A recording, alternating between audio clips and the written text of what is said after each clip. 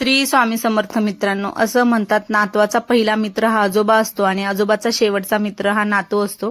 ते खरंच आहे, कारण हे जे पप्पा आमचे स्ट्रिक्ट आमच्यासोबत वागायचे ते स्वामिनीसोबत अजिबात नाहीत. ते एकदम लहान मुलासारखं राहतात तिच्यासोबत. आणि हे बघा, त्यांची सकाळ सकाळी मस्ती चालू होती. आता श्रावण महिना असल्यामुळे श्रावण महिन्यामध्ये असं जोडवी करणे किंवा मासोळी वगैरे करणे हे चांगलं असतं, म्हणून मम्मी पप्पांनी मला जोडवी बनवली होती आणि ज्वेलर्सवाल्यांकडून मला हे गिफ्ट मिळालं होतं. मी आणि सिद्धू केक आणायला गेलो होतो, कारण आज त्यांचा बर्थडे होता. म्हणलं आता बाहेर गेलोच आहे तर गणपती पण बघावं. मला गणपती पाहायला खूप आवडतात.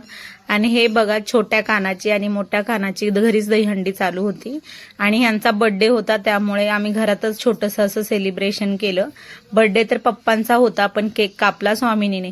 आता असंच होतं, कोणाचाही बर्थडे असो, केक कापायचा हक्क फक्त स्वामिनीचाच असतो. हे बघा, असं छोटंसं सेलिब्रेशन चालू होतं.